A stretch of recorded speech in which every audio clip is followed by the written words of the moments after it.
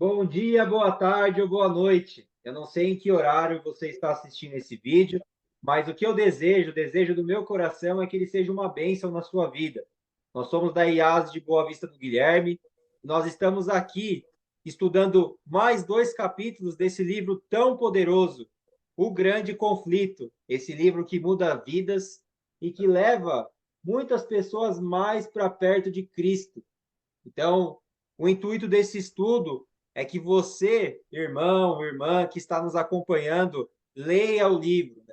Em nenhum momento esse estudo tem a premissa de substituir a leitura do livro. Pelo contrário, nós estamos aqui fazendo esse trabalho para que você busque a ler mais esse livro, né? Muitos dos nossos irmãos ainda não leram, né? E estão entregando o livro. Então, nós estamos fazendo esse estudo para que você leia o livro e para que depois você venha aqui acompanhando esse estudo, com o pastor sempre convidado, nos liderando nesse estudo, para que a gente tenha um entendimento melhor do estudo. E, claro, né, toda vez que eu leio, releio, que eu ouço de um pastor, né, a explicação de um capítulo, me abre a mente, eu encontro novas joias, novas pérolas no livro, né? Então, esse é o intuito, que você leia o livro e que você nos acompanhe nessa viagem aí no tempo, né, que nós estamos fazendo, começando desde lá dos primeiros capítulos do Grande Conflito até o final. Sempre lembrando que a serva do Senhor, os escritos do Espírito de profecia, é a luz menor que nos guia para a luz maior, que é a palavra de Deus. Então, que a palavra de Deus ela é soberana, ela que nos conduz para a vida eterna, que nos aponta para Jesus Cristo, e o Espírito de profecia serve como essa luz menor, que nos conduz para a luz maior. Então, hoje eu tenho a honra, o prazer de ter o pastor convidado André Vieira, é o pastor que me batizou. Eu já tive aí o privilégio de conversar com muitos pastores que fizeram parte da minha conversão, que foram importantes, né? Mas o pastor André foi realmente um anjo do Senhor colocado na minha vida e da minha esposa. Eu agradeço a Deus, pastor, pela sua vida.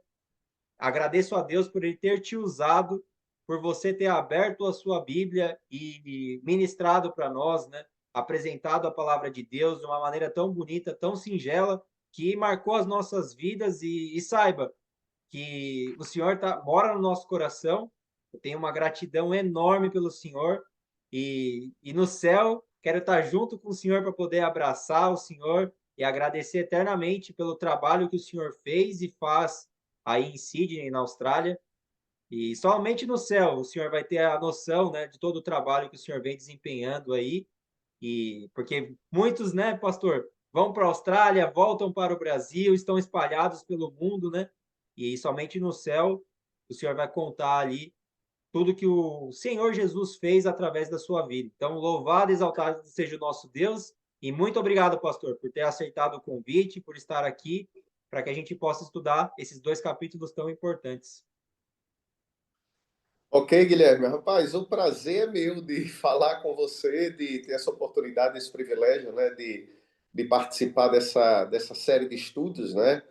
E realmente parece que foi ontem um período que você e a Bruna moraram aqui e a oportunidade que Deus nos concedeu, né, de podermos cruzar com vocês, criar uma amizade e o mais importante, de sentarmos juntos, né, para estudar a palavra ali e crescermos todos juntos e muito feliz de ver a maneira como Deus guiou não apenas o retorno de vocês ao Brasil, mas o engajamento de vocês aí, né, esse compromisso que vocês assumiram, né, esse ministério, né, de continuarem aí levando a palavra de Deus e estudando a Bíblia com outras pessoas, né? Então isso para mim é a alegria maior ver esses frutos e a continuidade, né, daquilo que foi começado aqui. Amém, pastor. Deus seja louvado. É uma honra mesmo ter esse momento, né? E recordar momentos tão bons que a gente passou junto, né? Antes da gente começar aqui esse estudo, a gente estava conversando aqui em off, né? Do tempo que nós tínhamos o PG, o pequeno grupo lá em Sydney, né? De tantos amigos que nós É, fizemos, né? Do estudos bíblicos também que o senhor ministrava ali para 20 pessoas, né? Numa sala ali. E era um tempo tão gostoso assim, um tempo que não volta mais, parece, porque aquele grupo de amigos hoje está espalhado pelo mundo, né? Uns ficaram na é verdade. Austrália, outros voltaram, mas a nossa história está entrelaçada, né? Está ligada para todos sempre, né? Porque no céu a gente vai estar lá, todos juntos, né? Com certeza. E relembrando esses momentos tão felizes que a gente passou junto, né? E aí é interessante que tudo começou, você mencionou os estudos ali, mas no que a gente chama aqui um café, né? Não sei como chamaria no Brasil, que era um restaurante, né? Perto da praia, e nós nos encontrávamos ali à noite ao redor de uma mesa, o restaurante fechado, e tínhamos o estudo ali, né? Um lugar que não é muito comum às vezes, mas para mostrar que às vezes você pode realizar o ministério de tantas formas, né?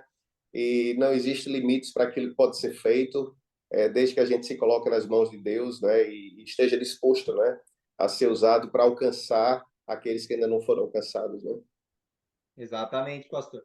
E até aproveitando esse gancho, né? O intuito desse estudo também é para a gente partilhar esse livro aqui na região. Então, nós temos uma meta aqui bem ousada, pastor, de entregar 20 mil livros aqui na região. Nós somos uma igreja pequena, a Hum, igreja Boa Vista do Guilherme, né? Ela fica no interior do Rio Grande do Sul. A cidade aqui onde eu moro, pastor, tem 1.300 habitantes, se eu não me engano. É bem pequenininha mesmo. Mas a cidade aqui do lado, né, que é a cidade de Não Me Toque, ela tem 20 mil habitantes, por volta de 20 mil, né, não é exato. sim. E aí a gente está entregando esses livros, então, aqui em Lagoa, em Não Me Toque, vai entregar em Vitor Grefe também e em Tapera. Então, toda essa região, Hum, a gente pretende entregar esses 20 mil livros. E aí eu gostaria de apresentar a nossa igreja aqui, para que você e aqueles que estão nos assistindo também possam conhecer. Então, vou compartilhar aqui a minha tela. Essa é a opa, mostra aí. igreja Boa Vista do Guilherme, então. É uma igreja, Rapaz, que coisa linda, rapaz. Que é coisa muito linda. linda. Parece um quadro, viu? Parece um quadro. Por isso que eu sempre gosto de mostrar, pastor, porque eu tenho o prazer de congregar com os irmãos nessa igreja, né? E é uma igreja histórica, né? Porque esse ano, pastor, nós estamos celebrando a chegada dos pioneiros aqui na região. 130 anos da chegada dos pioneiros, né? Então, é uma das igrejas pioneiras do Adventismo no Brasil. E Uau. aí até alguns me perguntaram lá da Austrália, pô, Guilherme, foi aí para o interior do Rio Grande do Sul e abriu uma igreja, né? Porque é Boa Vista do Guilherme. Então vamos esclarecer de uma vez por todas, não é minha igreja. A igreja tem mais de 130 anos. É uma coincidência mesmo, pastor. Eu moro aqui a 7, 8 minutos da igreja e é Aham, bem legal porque eu passo na avenida assim e a igreja fica num topo, num monte assim. E tem a vista do legal. Guilherme, assim mesmo, né? A vista. E é uma coincidência, né, que eu chamo de É, sinais de Deus, né? Deus ele tinha é. essa missão para nós de virmos para cá e tudo, né, aponta para que a gente faça esse trabalho, né, para honra e glória de Jesus, né? Então, os detalhes, né, do amor de Deus é muito lindo, né? Então, esse projeto, então, nasceu nessa igreja, Boa Vista do Guilherme, já se expandiu. Hoje, a Igreja Central de Carazinho, ela está transmitindo também os nossos estudos, então, está indo para a Central. Hum, A Igreja de Não Me Toque também está trabalhando e está entregando os livros lá também. Então, esse projeto está ganhando corpo e você que está aí nos assistindo pode fazer parte. Então, no final desse estudo, você ficando até o final aqui, você pode participar, pode fazer a sua doação para a gente alcançar mais pessoas, para comprar mais livros, né? O valor do livro aqui é irrisório, é 1,50. A igreja facilitou a compra desses livros e você pode fazer essa doação para a igreja e a igreja vai ter fundos para comprar mais e mais livros, né? Então, nós temos essa meta aí de alcançar os 20 mil livros e você pode fazer parte disso. Mas dito isto, pastor, nós podemos iniciar com uma oração e aí a palavra é toda sua, pastor, para a gente nos guiar nesses dois capítulos desse livro tão importante. tá joia. Tá bom. Vamos orar então e depois vamos ao estudo, né? Querido Pai, nós te agradecemos o privilégio de podermos agora abrir a tua palavra, de alguma maneira adentrarmos, né, nesse estudo aí que vai nos ajudar a compreender um pouco mais sobre a natureza humana e aquilo que acontece, né, quando morremos e tudo aquilo que a tua palavra ensina a respeito desse tema. Abre a nossa mente, não apenas a mente, mas o nosso coração e dá-nos a disposição de não apenas aprendermos as informações, mas de aceitarmos e colocarmos em prática em nossa vida. Abençoa a todos aqueles que estarão conectando com esse estudo também. É o que eu te peço, em nome de Jesus. Amém. Amém. Ok, mais uma vez é um prazer estar com vocês que estarão aí, de alguma maneira, conectando, né, e participando desse estudo. E uma das coisas assim que eu gosto é estudar a Bíblia. Eu acho que a Bíblia foi assim que na realidade, eu também vim para Cristo, né? Quando eu me converti, foi através da leitura do Grande Conflito, na realidade. Né? Agora que eu ia fazer a introdução, que eu lembrei disso. Foi o primeiro livro que eu li aos 16 anos de idade, foi o Grande Conflito. E foi um livro que marcou, de fato, aquele momento da minha conversão. E por isso eu tenho uma paixão muito especial por esse livro e por todo esse conteúdo, não apenas profético, mas todo o desenvolvimento, né, que esse livro apresenta, inclusive do fundamento, né, o fundamento da doutrina bíblica e a doutrina adventista. Os dois capítulos que nós vamos hoje estudar, eles basicamente tocam em dois aspectos. Primeiro, sobre a condição do homem na morte, né, o que acontece na morte, o que a Bíblia ensina sobre isso, e depois quais as consequências da distorção que tem acontecido desse ensino bíblico, né? Porque esse ensino não é compreendido ou foi distorcido, que consequências isso trouxeram, né? De forma geral, para a filosofia, né? Espiritual, cristã, né? E de forma geral para o mundo.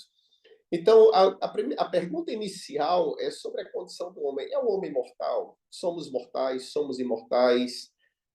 A pergunta talvez mais certa é qual é a verdadeira natureza humana? Não é? É a natureza humana uma natureza imortal ou uma natureza mortal? E o livro, ele aborda, esse capítulo, ele começa abordando esse tema, mas dentro do conflito cósmico. Nós jamais vamos entender essa questão e o que de fato está por trás sem entendermos esse conflito cósmico, que é, na realidade, o tema mais abrangente do livro Grande Conflito, o nome já diz, não é? Então, o Grande Conflito, tudo que ele aborda dentro desse contexto maior, que eu diria que é essa moldura maior, que é a moldura desse conflito cósmico. E o capítulo começa falando que desde o início da história humana, que Satanás ele tem feito esforços para enganar a raça humana, desde o começo. Né? Ele não conseguiu ganhar a batalha e o conflito nos céus, né? E ele veio para a Terra e ele começou então a trabalhar para tentar levar os habitantes da Terra a se unirem com ele nessa rebelião, né? Nessa luta contra o governo de Deus. Então, ele sempre estabeleceu no coração dele essa vontade, essa decisão de tentar o ser humano ou de provocar a queda do ser humano.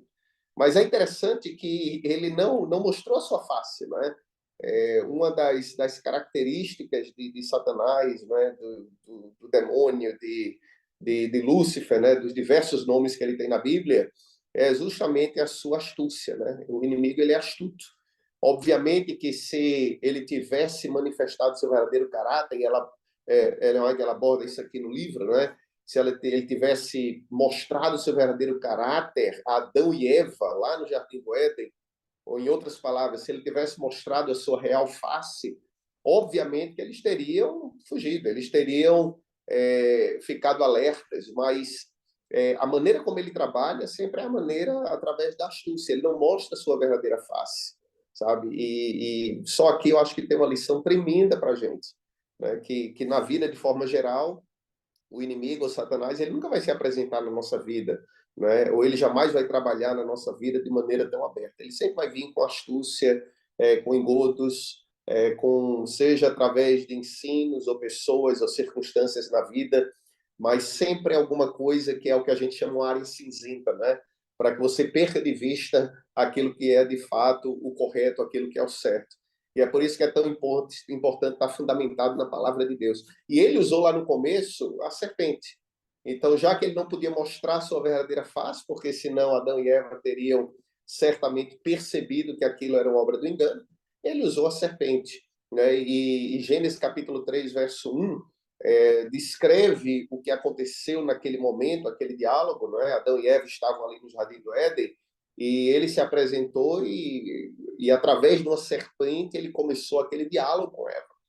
Eu queria só abrir um parênteses para mencionar o seguinte: eu sei que hoje em dia, inclusive no mundo cristão de forma geral, muitas pessoas olham para os primeiros 3 capítulos da Bíblia como se fossem uma fábula, como se fossem capítulos alegóricos, onde ali não são capítulos históricos que descrevem de fato, de maneira histórica, eventos que aconteceram na linha do tempo, mas que tudo ali são alegorias, ou seja, os dias da criação são alegóricos, né? A árvore da vida é uma alegoria, o jardim do Éden não existiu, Adão e Eva, tudo aquilo ali como se fosse apenas uma ilustração, como se fosse uma parábola, e é fundamental, inclusive para toda a compreensão da Bíblia, que nós olhemos para os 3 primeiros capítulos da Bíblia como sendo um relato histórico de eventos históricos que aconteceram na linha do tempo, e que aquilo ali é uma descrição real daquilo que aconteceu, né? Porque se nós não olharmos os 3 primeiros capítulos como sendo capítulos históricos,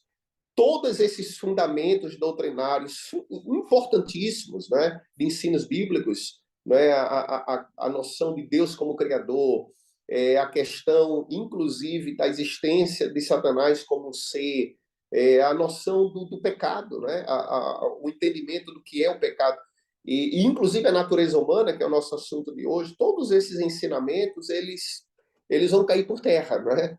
Se nós olharmos os 3 primeiros capítulos não como sendo capítulos históricos. Então, eu vou assumir que você também acredita, como eu, que esses são capítulos históricos. E a Bíblia diz que Adão e Eva estavam no jardim e Satanás se manifestou ali através de uma serpente, ou seja, a gente poderia até dizer que ali foi a primeira manifestação de fato espiritualista, né? Porque ele usou o corpo de um animal para ser um médium, né? E o que é a identificação de um médium é aquele que se coloca à disposição para que o espírito se manifeste através dele. Então ele usou a serpente como esse médium, né? Então a serpente foi ali o canal através do qual ele se comunicou com Adão e Eva.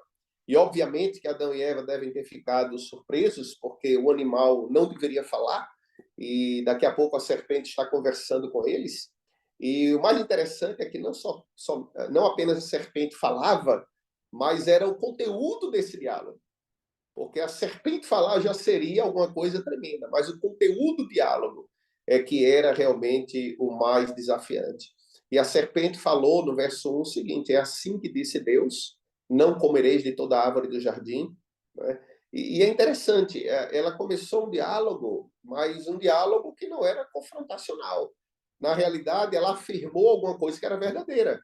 Né? Foi assim que Deus disse, e de fato, Deus havia falado aquilo ali. E é interessante porque o livro comenta aqui que se Eva tivesse abstido de entrar em argumentação com Satanás, ela estaria segura e o mal não teria acontecido. Todo o problema começou no momento em que se estabeleceu um diálogo entre Eva e a serpente, que na realidade estava sendo utilizada como um médio para manifestação satânica. Né? Se ela não tivesse conversado com o inimigo, o problema não teria acontecido. E aí é o grande problema quando justamente nós damos margem a esse tipo de diálogo, né? Quando o mal se apresenta, o ideal é que você já identifique, que você corte aquilo ali pela raiz. Mas ela começou um diálogo. Né? E é interessante que a serpente utilizou ali um questionamento. Ela não apenas disse o que Deus havia dito, mas ela questionou o que Deus havia dito. Né? E foi assim que Deus disse. E às vezes, quando eu leio esse diálogo inicial, eu sempre penso que, de fato, é uma escolha que nós temos sempre que fazer. Nós vamos viver pela razão ou viver pela fé. Porque não havia, aparentemente, nada que indicasse naquele fruto ou naquela árvore que Deus havia dito, não comam desse fruto, que ela era imprópria para o seu consumo. Nada, a não ser a palavra de Deus. Então, Adão e Eva, ou Eva naquele momento, primeiramente, ela, através da sua razão, ela começou a questionar a ordem divina. E se ela tivesse apenas utilizado ali a sua fé, a fé teria sido suficiente. E eu sempre penso que essa é uma batalha diária. Se nós vamos viver unicamente fundamentados na nossa razão, por aquilo que eu entendo, aquilo que eu vejo, aquilo que eu sou capaz de compreender, ou se eu vou viver a minha vida, não é, e fundamentar meus valores e minhas crenças naquilo que Deus afirma, mesmo que eu não entenda. Né? Então é sempre uma escolha, viver pela razão e viver pela fé. E aquele diálogo, ele começou a questionar aquilo que eram as afirmações de Deus. E a mulher respondeu à serpente dizendo, olha, disse a mulher à serpente, do fruto das árvores do jardim comeremos, mas do fruto da árvore que está no meio do jardim, disse Deus, não comereis dela, nem tocareis, para que não morrais. Então a serpente fez uma afirmação que é o centro do nosso estudo hoje. A serpente afirmou, certamente não morrereis. Na realidade, essa afirmação foi uma afirmação que foi diretamente contrária à afirmação divina. Deus havia dito, se vocês comerem, morrerão. E agora a serpente vem e ela consegue a atenção de Eva e ela faz uma afirmação que é diretamente contrária à afirmação de Deus. E ela diz, não, se vocês comerem, vocês não vão morrer.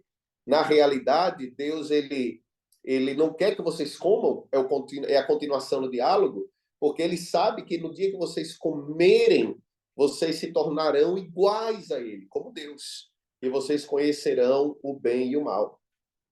E nesse momento, Eva, ela desconfiou, né, do Criador, ela acabou desconfiando da afirmação de Deus. Né?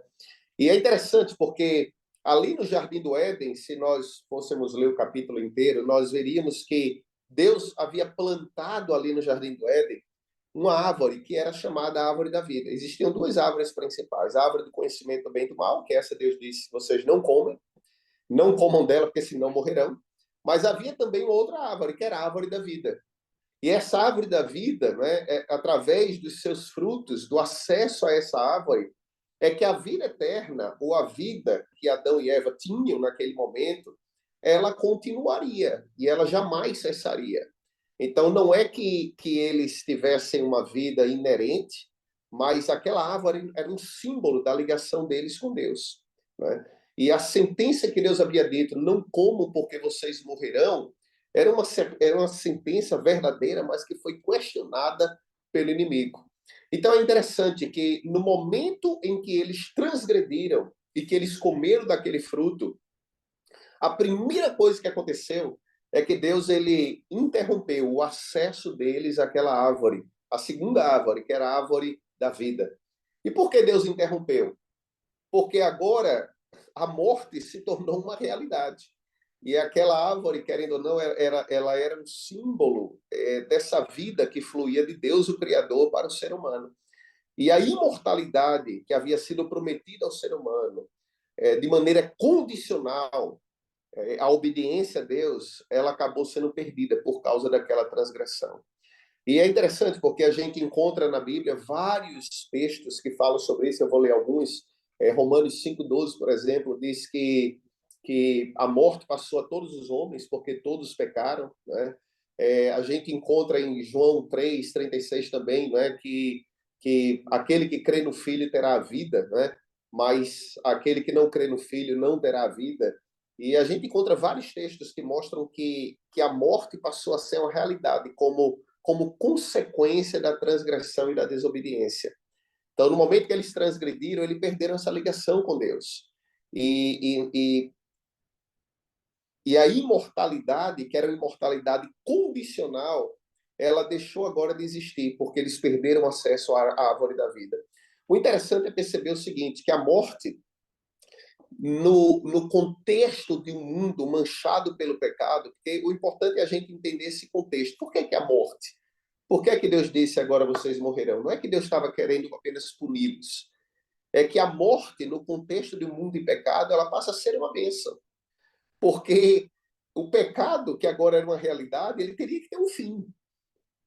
Sabe? O pecado não pode ser eterno. E no momento em que o pecado passou a ser uma realidade aqui na Terra e passou a fazer parte da existência humana, imediatamente Deus já colocou em ação um plano de salvação. E nesse plano de salvação, o extermínio ou a cessação do mal um dia passa a ser um dos objetivos para que o mal não se eternize.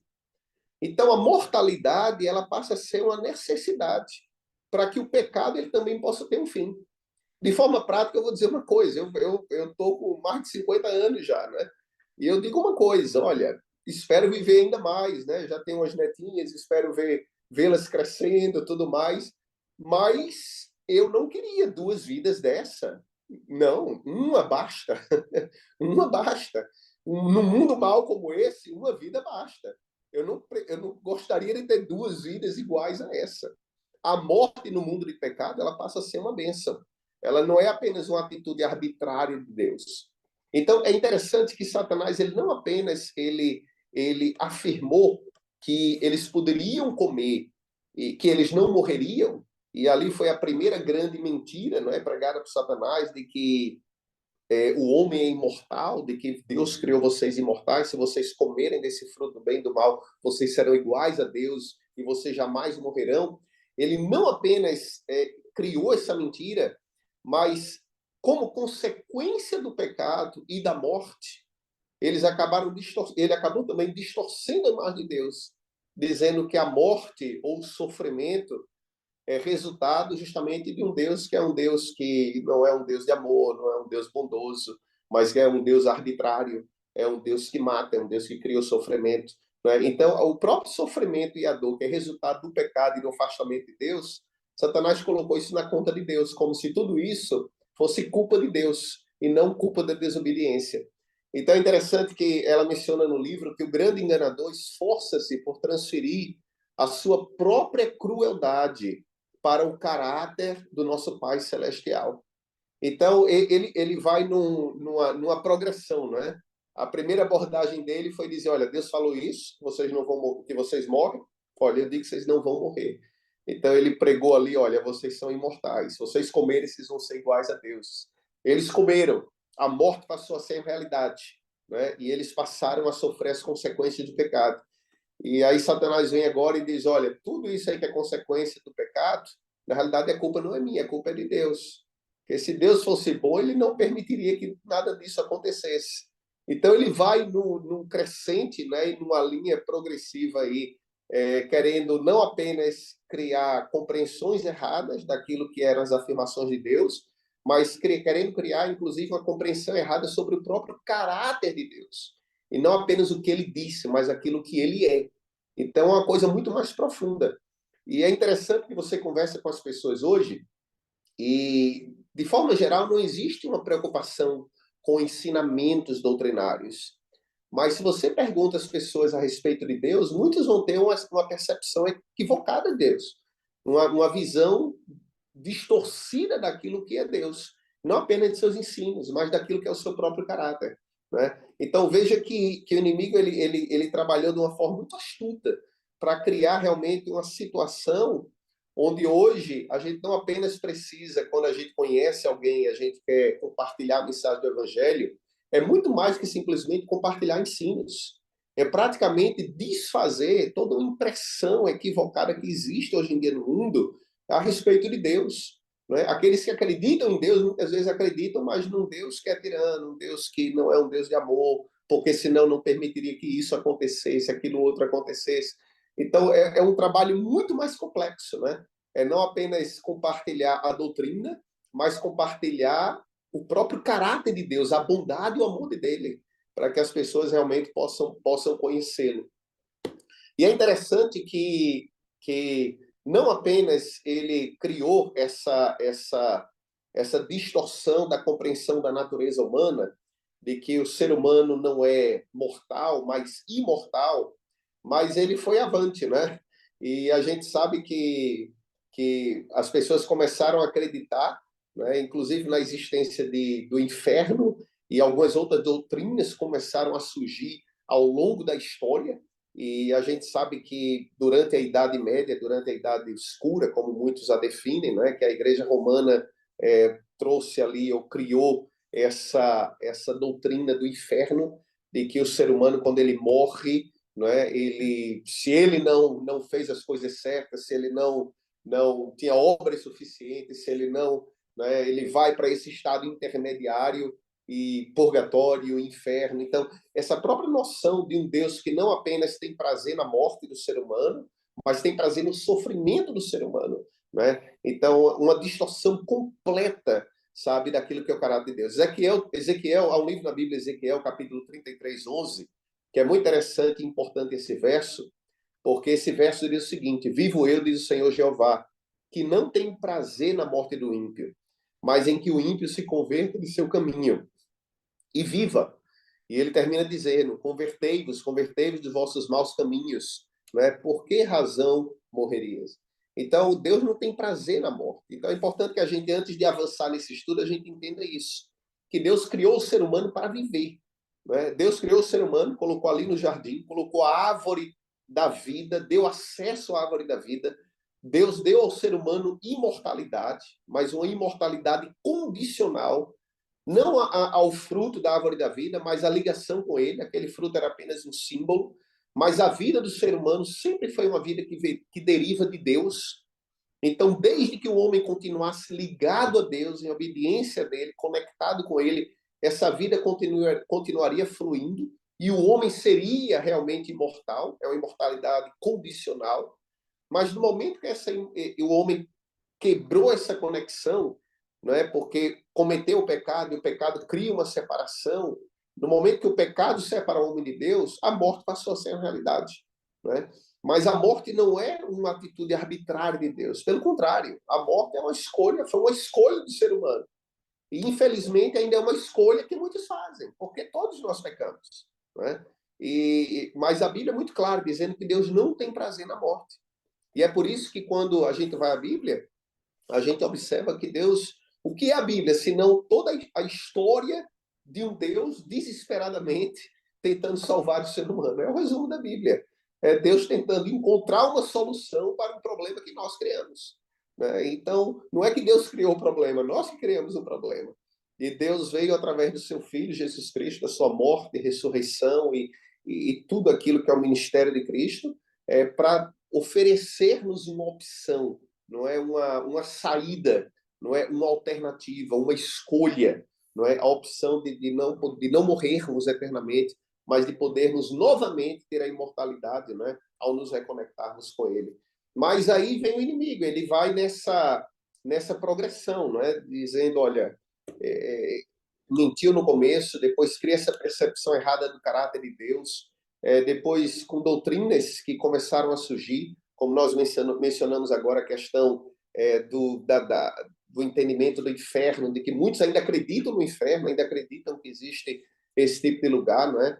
É interessante que a gente conversa com as pessoas e há dois extremos. Alguns acreditam que quando alguém morre, ou você vai para o céu direto ou vai para o inferno, e há outros que vão para um outro extremo, que acreditam que tudo bem, Deus não é esse Deus punitivo, mas Deus é tão bom que não importam as escolhas também que eu faço na minha vida, no final Deus vai salvar todos de uma forma ou de outra, né? Então, são dois extremos. Alguns que acreditam num Deus tirano, que tem prazer em que as pessoas sofram e elas morram, e ele criou um inferno e o outro extremo é alguns que acreditam que Deus é tão bom a ponto de que ele não está nem aí para as escolhas que você faz na vida e que, de alguma forma, sabe, ele vai dar um jeito e todo mundo vai se salvar e todos estarão no céu um dia. O interessante é que, quando a gente vai à Bíblia, a Bíblia, de forma muito clara, ela apresenta que Deus ele é uma combinação perfeita entre misericórdia e justiça, né? A gente nunca pode pensar num aspecto e negligenciar o outro, e vice-versa.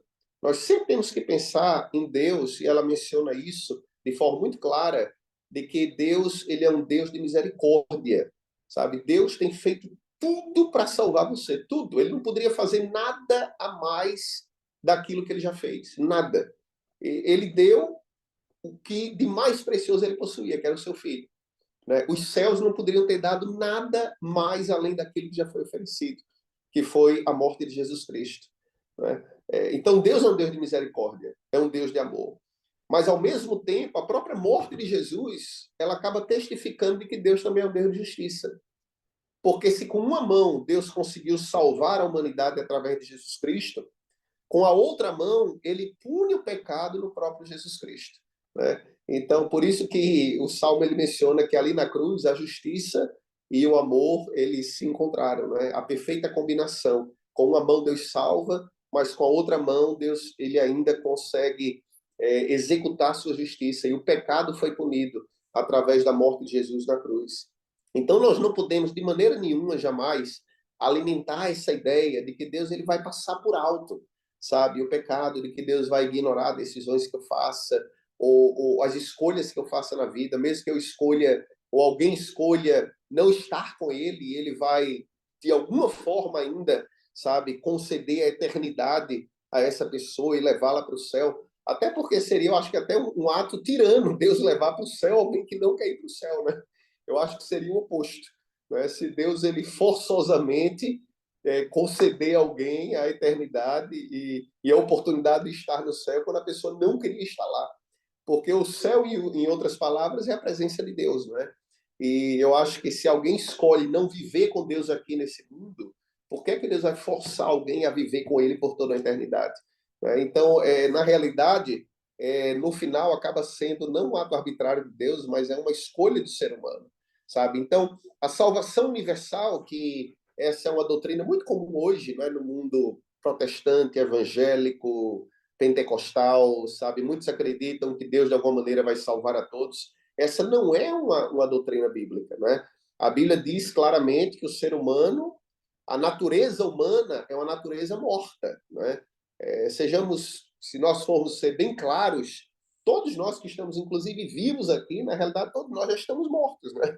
A gente, quando nasce nesse mundo, a gente já nasce morrendo, né? A vida, ela já nasce e a gente sabe que a vida é finita. E por isso que nós contamos os anos, por isso que nós celebramos aniversários, a gente se impressiona quando alguém faz 80 anos, 90, 100, né?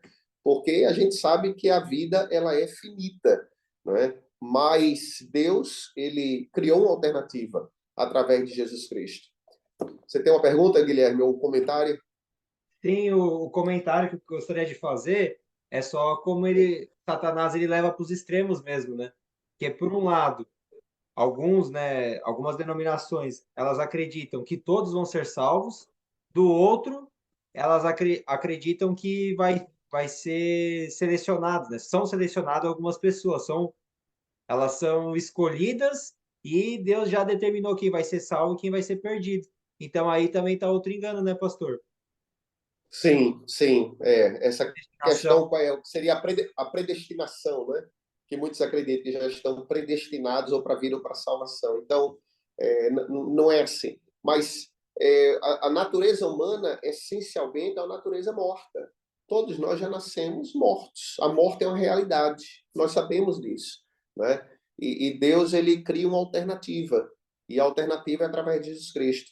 Mas essa doutrina da imortalidade da alma, de que o ser humano tem uma alma imortal, ela cria um dano tremendo, porque ela gera esse sentimento de conforto, esse sentimento de não importa as escolhas que eu faça na vida, de alguma forma, sabe, todos vão viver de uma forma ou de outra, né? Nem que seja num plano diferente, nem que seja num, né? E essa mentira criada por Satanás lá no começo, ela se perpetua, né? Mas a Bíblia é muito clara que a partir do momento que houve o pecado, a morte entrou no mundo e a morte passou a todos porque todos pecaram.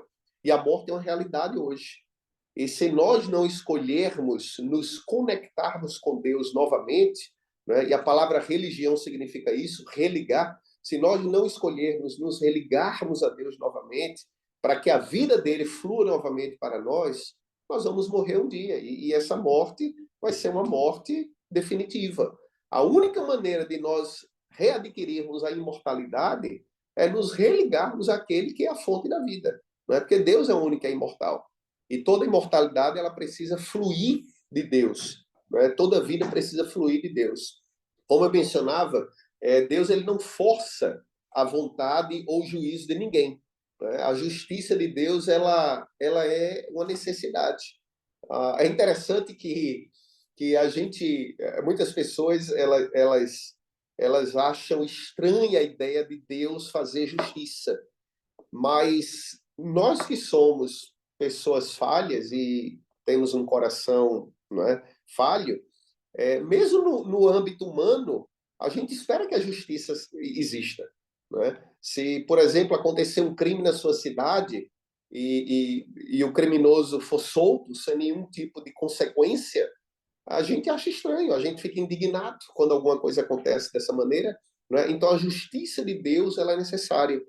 E a morte, como consequência do pecado, ela faz parte da justiça de Deus. A justiça de Deus ela é uma realidade, mas a justiça de Deus é mesclada com misericórdia. E é por isso que Jesus veio, para nos dar uma alternativa, né? Mas a justiça de Deus ela precisa ser executada.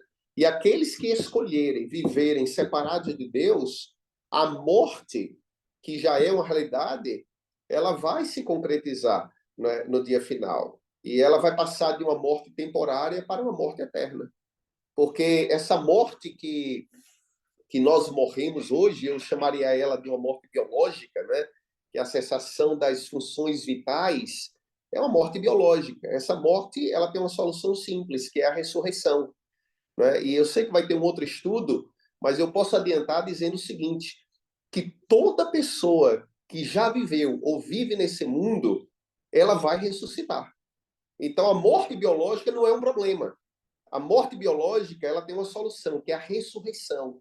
Todos que morreram ou morrerão vão um dia ressuscitar, né? Até para poderem se deparar com Deus e prestarem contas das escolhas que fizeram. Agora, a morte que é consequência do pecado é uma outra morte. É o que a Bíblia chama de uma morte eterna, é a segunda morte, é uma morte espiritual, é a cessação completa da existência. É muito mais do que simplesmente a cessação das funções vitais, uma morte biológica. Então, resumindo, para resolver o problema da morte biológica, Deus tem a ressurreição. E a Bíblia conta a história de pessoas que ressuscitaram, e como eu mencionei, a Bíblia fala que todo ser humano que já viveu e viverá ainda e que vai morrer, todos ressuscitarão para poderem se apresentar diante de Deus e prestarem conta das escolhas que fizeram.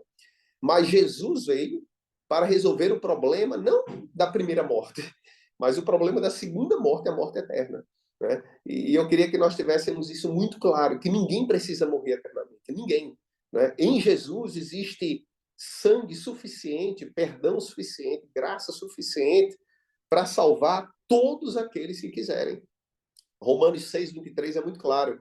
Paulo diz que o salário do pecado é a morte, mas o dom gratuito de Deus é a vida eterna, por meio de Cristo Jesus, nosso Senhor, né? E ele está falando aqui não é da morte biológica, ele está falando da cessação completa da existência, né? E ele diz que esse problema está resolvido em Cristo Jesus, né? Ele continua em 1 Coríntios 15:22, dizendo que assim como todos morreram em Adão, todos serão vivificados em Cristo Jesus. Então é interessante que a gente não precisa temer, mesmo sabendo que nós nos deparamos com um problema para o qual o ser humano não tem solução, né? Porque você vê aí com toda essa tecnologia de robotização, os carros da Tesla que andam sozinhos, né? Com essa inteligência agora artificial, mas o ser humano ainda não conseguiu criar vida, não conseguiu. A gente sabe que um dos axiomas científicos é de que vida só provém de vida. Então, o ser humano não consegue criar vida, porque só Deus cria vida. Então, a gente tem um problema que a gente não tem solução, que é o problema da morte. Mas Deus já resolveu, né? A morte biológica, todos ressuscitarão. E a morte eterna, em Jesus, nós estamos livres dela. O grande problema é que quando Satanás ele criou a mentira de que o ser humano é imortal e que você não precisa de Deus, que você vai viver eternamente de uma forma ou de outra, né? Que quando você morrer, você vai para um plano diferente, você vai voltar num corpo diferente. Tem diversas teorias.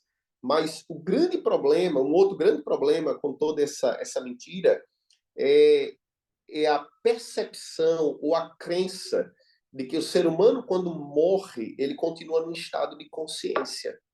E esse é um outro problema, né? Então, você vê que tem um desdobramento terrível daquela primeira mentira. É a noção do inferno, é a noção de que Deus é tirano, é a noção de que... E tem um outro desdobramento que é essa ideia generalizada que muitos têm, que quando a pessoa morre, ela continua, de alguma maneira, num estado de consciência, num outro plano espiritual, mas ela está consciente. E eu acho que todos nós já vimos cenas de algum atleta ganhando uma medalha no final de uma prova importante, e no final ele chora e olha para o céu e oferece a medalha ao pai ou à mãe, estão lá de cima me assistindo, né? E eu estou muito feliz, eu ofereço aqui a minha avó, meu avô. E isso é muito comum, porque mesmo pessoas que não são religiosas, às vezes elas têm essa percepção de que aqueles que morreram ainda continuam de alguma forma conscientes, mesmo que num plano diferente, né? E é interessante que a gente vai à Bíblia, e esse é um outro aspecto que a Bíblia ela trata de maneira assim muito clara, né? Eu vou ler apenas aqui 2 ou 3 versos, né? Mas o Salmo 146, verso 4 diz que sai-lhes o espírito, né? E eles tornam-se em terra novamente quando morrem, e naquele mesmo dia perecem todos os seus pensamentos, né? Então o salmista diz que no dia em que morremos e voltamos ao pó da terra, que naquele dia nossos pensamentos cessam, né? Não existe estado de consciência. Eclesiastes 9, versos 5, 6 e 10 diz também que os vivos sabem que hão de morrer, mas os mortos não sabem coisa alguma. O seu amor, ódio, inveja, tudo pereceu. Ele já não tem parte em nada que se faz nesse mundo, em coisa alguma que se faz debaixo do sol. Ou seja, eles não têm alegria, não têm tristeza, não estão vendo, não estão assistindo nada. Eu até, às vezes, quando penso nessa crença popular de que existe esse estado de consciência na morte, eu penso que seria um ato de crueldade tremenda de Deus permitir se isso fosse verdade. Porque eu fico imaginando alguém que já morreu e continua lá do céu, vendo os seus sofrendo, passando por dificuldades, sem poder fazer nada, sem poder interferir. Quer dizer, não basta ter tido uma existência aqui nesse mundo de pecado, com sofrimentos e dores, mas ainda ficar lá de cima olhando esses sofrimentos que se perpetua sem poder resolver o problema. Eu não consigo. Eu acho que por isso que eu mencionei no começo que para mim a morte é uma bênção no mundo de pecado, num contexto de pecado, a morte é uma bênção para aquele que morre, não é? Porque cessam ali as suas dores e ele não tem um estado de consciência. Então não existe a percepção de que as minhas gerações futuras continuam sofrendo e eu estou assistindo aquilo e num estado de impotência, né? Porque no máximo eu posso me comunicar, mas não posso ir lá resolver o problema. Então a Bíblia ensina que quando a pessoa morre, ela está num estado de inconsciência e não existe nenhum tipo de interação, não é, com o mundo dos vivos, não é? Então, a Bíblia, ela é muito clara quando ela direciona toda a solução para o problema da morte, não com esses engodos ou essas distorções da doutrina bíblica de que você é imortal, morreu, você está num outro plano, você vai migrar num outro corpo, você está consciente. Não, a Bíblia diz que só existe um caminho, e o caminho é através da ressurreição, e a ressurreição através do poder de Deus, né? E a graça de Jesus Cristo que proporciona que isso aconteça. Então é importante que a gente se atenha àquilo que é o ensino bíblico, né? Então vou fazer um resumo daquilo que é esse primeiro capítulo para a gente passar para o segundo rapidamente. Então, primeiramente, esse primeiro capítulo 33 ele afirma 4 coisas básicas. Somos mortais, o ser humano é mortal, e a nossa vida deriva da vida de Deus. Deus nos criou imortais, mas essa imortalidade era condicional. No momento que a condição não foi cumprida, a morte passou a ser a realidade. E qual era a condição? Era permanecer ligado a Deus. No momento em que o pecado existiu, a separação aconteceu e a vida que fluía de Deus, ela cessou, né? A segundo aspecto importante é nós entendemos que quando a pessoa morre, ela está no estado de inconsciência, que não existe consciência no estado da morte, né? A terceira afirmação importante nesse primeiro capítulo é de que a ressurreição e Jesus Cristo são a solução para a morte. Não existe outro caminho. A única maneira de podermos viver eternamente é através de Jesus Cristo, de poder de Deus e da ressurreição. Não existe outro caminho. Então, se você colocar sua esperança de vida eterna em qualquer outra coisa, senão em Jesus Cristo e no poder da ressurreição, não é uma esperança fundamentada naquilo que é a palavra de Deus, fundamentada naquilo que é o ensino de Deus. E em quarto lugar, haverá um juízo. Então, todos vamos responder pelas nossas escolhas, né? E a morte eterna, ela não é um ato arbitrário de Deus. Ela, na realidade, é Deus respeitando a escolha que foi feita pela pessoa. Deus não vai colocar no céu alguém que não queira ir, porque isso seria uma tortura, né? É que nem colocar alguém que não gosta de nada do que é espiritual e colocar essa pessoa dentro de um ambiente onde as pessoas estão ali dentro louvando a Deus, estudando a palavra, a pessoa vai se sentir super mal, né? Vai ser para ela um momento de tortura. Deus não vai forçar. E o juiz de Deus nada mais é do que Deus ele consentindo ou ele concordando naquilo que foi a escolha do ser humano, né? E Deus ele vai permitir que essa escolha se concretize através do seu juízo. O próximo capítulo, ele é uma continuação desse, e ele fala que como resultado de toda essa distorção e da mentira inicial criada por Satanás, nos últimos 200 anos, né, surgiu aquilo que hoje nós conhecemos como sendo um movimento espiritualista, ou o espiritismo moderno, né, que está fundamentado nessa afirmação feita por Satanás lá em Gênesis 3:4, certamente não morrereis. Então, o espiritismo moderno, o movimento espiritualista, nas suas diversas formas, ele está fundamentado nessa crença de que o ser humano é imortal. No entanto, quando a gente lê o capítulo e a gente estuda a Bíblia, a gente percebe que Satanás é uma realidade, a existência dele. E a Bíblia afirma que nesse contexto do conflito, não apenas Satanás se rebelou contra Deus, mas ele levou consigo um terço dos anjos, né?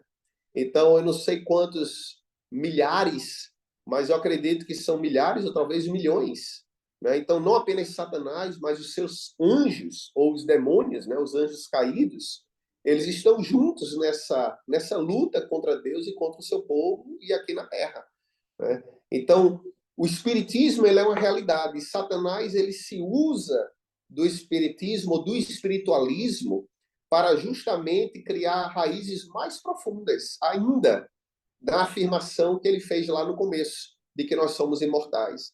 O grande problema com a crença espiritualista da imortalidade ou espiritismo moderno é que quando nós estudamos sobre o espiritismo, ou quando você pensa no espiritismo, existem dois erros que a maioria das pessoas cometem quando se aproximam desse tema. Primeiro erro é negar o sobrenatural. Há pessoas que dizem, eu não creio em nada. Esse é um engano, porque o mundo sobrenatural está aí.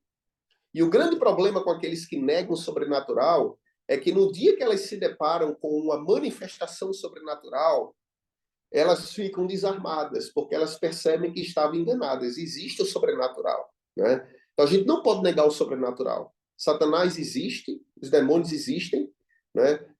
Há um texto da Bíblia, 2 Coríntios 11:14, que é um texto bem interessante, porque 2 Coríntios 11:14, que diz o seguinte, que não é de se admirar, porque o próprio Satanás ele se transforma em anjo de luz. E os seus ministros, os seus anjos, se transformam em ministros de justiça. Então, o que a Bíblia está falando aqui é que Satanás ele continua aparecendo. Ele não apareceu só para Eva lá no passado, naquela serpente, mas ele continua aparecendo. Os seus anjos continuam se manifestando, né? Então, manifestações sobrenaturais são uma realidade. E negar que elas existem é um primeiro erro do ser humano.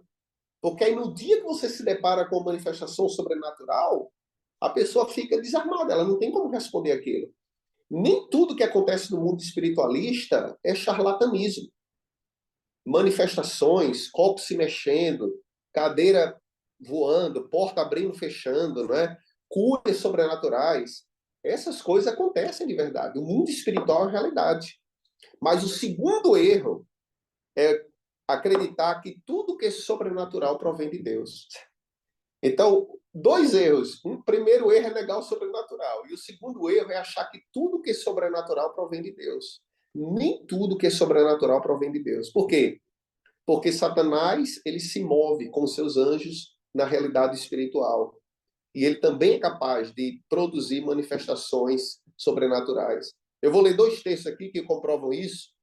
Um deles é 2 Tessalonicenses 2, 9 e 10, né, onde Paulo ele diz que a operação de Satanás é com todo poder, sinais e prodígios. Então, Paulo é muito claro dizendo que Satanás e seus anjos são capazes de se manifestar através de sinais e prodígios e poder. E Apocalipse 13:14, que diz também que, falando sobre a besta, né, diz que ela fará grandes sinais, de maneira que faz até fogo descer do céu. Então, não negue o sobrenatural. O sobrenatural ele existe. Mas também não acho que tudo que é sobrenatural provém de Deus. Porque Satanás também se move com seus anjos no mundo sobrenatural, no mundo espiritual. Então, nós precisamos estar realmente fundamentados na palavra de Deus, para que quando manifestações sobrenaturais elas aconteçam, você saiba se ela provém de Deus ou não. E uma das manifestações sobrenaturais que não provém de Deus é justamente a mediunidade. Assim como aconteceu lá no Éden, só que foi com a serpente, hoje em dia, manifestações mediúnicas, né, ou espiritualistas são muito comuns. E há pessoas que, quando morre alguém, elas querem se comunicar com aquele ente querido, elas procuram aí um centro espírita, ou um lugar, ou um médium, ou alguém que tem comunicação com os mortos, né? Porque elas querem falar, e realmente aparece alguma coisa ali, e aparece, aparentemente, né, a pessoa, o ente querido que se foi, e conversa e tal, e a pessoa pressupõe que aquilo vem de Deus, porque é sobrenatural. Mas nós acabamos de ver que Satanás, ele, da mesma forma como ele encarnou na serpente, ele continua ainda se manifestando, né?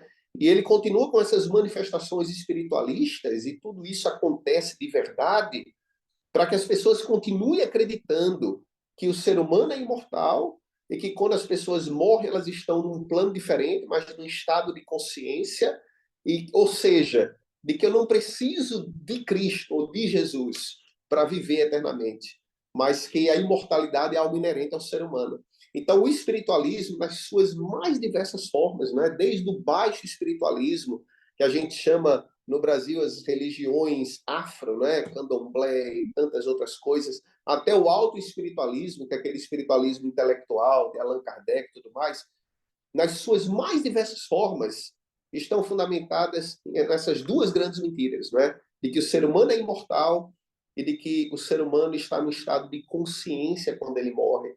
E isso acaba completamente jogando por terra a verdade essencial da Bíblia, de que o ser humano morre como consequência do pecado e que o único caminho para viver eternamente é através de Jesus Cristo, é se religando a Deus, né? Então, por isso que não tem como haver nenhum tipo de conexão, nenhum tipo de proximidade entre a verdade bíblica e a verdade espiritualista. Não existe como coexistir, né? E às vezes eu me admiro quando eu percebo que existem religiões que tentam criar um meio termo ali, né? E eu sou cristão, mas eu também creio nisso. Não tem como, porque a Bíblia diz que só existe vida através de Jesus Cristo, não existe outro caminho, né? Então, como é que eu posso acreditar que só existe vida através de Jesus Cristo e de que a ressurreição é a solução para a morte, e ao mesmo tempo acreditar que eu já sou imortal, quer eu creia em Deus ou não, e que quando eu morro eu estou lá no céu ou estou em outro lugar, mas eu estou consciente. Então, são duas verdades que não tem como coexistir, né? E nós temos que fazer uma escolha no que nós queremos de fato acreditar. O interessante é que essa comunicação com os mortos passou a ser uma coisa tão comum, e a gente vê a própria indústria de filmes, né? Você vê Harry Potter, e você vê séries de Netflix e desenhos onde bruxos e bruxas, e não existe mais uma percepção de que o mal é mal. E eu vou fazer outra afirmação aqui que eu acho que é muito importante, que eu queria que você nunca esquecesse, vocês que estão assistindo. O bem absoluto, o bem absoluto nunca é capaz de fazer o mal. Ou seja, Deus é o bem absoluto. Deus jamais vai fazer o mal, jamais, né? Tudo que Deus faz provém de amor e provém para o bem. Deus é incapaz de infligir sofrimento. Todo sofrimento que existe no mundo, toda morte, tudo que você vê de ruim, vem diretamente ou indiretamente da ação de Satanás e de seus anjos. Então, o bem absoluto nunca faz o mal. Mas nunca se esqueça de que o mal absoluto, ele é capaz de vez em quando, fazer o bem para poder disfarçar seus reais intentos. Então, algumas pessoas dizem o seguinte: ah, mas como é que pode o espiritualismo ser uma coisa do demônio? Mas olha aí quanta caridade, faz tanta coisa boa, pessoas são curadas. O mal absoluto é capaz de fazer o bem para poder se disfarçar. Mas o bem absoluto nunca é capaz de fazer o mal. E eu pergunto a você, como é que pode uma mesma corrente espiritualista, né? E eu sei que tem o alto espiritualismo e o baixo espiritualismo. E eu vivi perto de Feira de Santana, no Colégio do Iaiá, na Bahia, e Feira de Santana, na Bahia, é considerado a capital da macumba, do candomblé, das religiões afros. E é interessante, essas religiões, elas fazem o bem. Mas você pode também chegar num centro desse lá com dinheiro e dizer, olha, eu queria acabar com a vida aqui da minha vizinha, ou o casamento dessa minha prima aqui, que eu odeio ela, e eles vão fazer um trabalho. Então, no mesmo lugar que faz o bem, também faz o mal. E sabe? E eu queria que você não esquecesse isso. O bem absoluto jamais faz o mal. Então, se no mesmo lugar você consegue fazer o bem e o mal, tenha certeza que ali não é uma ação e não é uma manifestação de Deus. Mas Satanás é capaz de fazer o bem de vez em quando para disfarçar seus reais intentos. Seu comentário, Guilherme, ou pergunta? Sim, pastor, eu vi recentemente um pastor adventista contando um testemunho, né, de uma irmã adventista que conhecia a verdade, né, e ela foi diagnosticada com câncer terminal.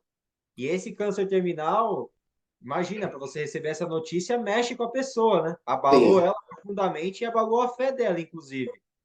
E ela se viu perdida. E ela acabou indo numa igreja de uma outra denominação, e ao entrar nessa igreja de uma outra denominação, o pastor ali que estava orou por ela e falou para ela voltar no médico que o câncer ia sumir. E ela voltou no médico e o câncer sumiu.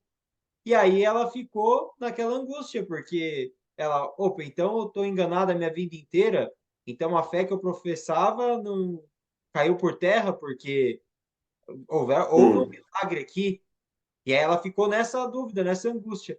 Só que ela começou a ser assim, ela começou a se sentir incomodada mesmo pelo Espírito Santo, dizendo: será que isso veio de Deus ou não? E ela se perguntava. E aí, pastor, ela procurou o pastor da igreja dela e falou, pediu para o pastor, pastor, eu gostaria de saber se essa cura veio de Deus ou não.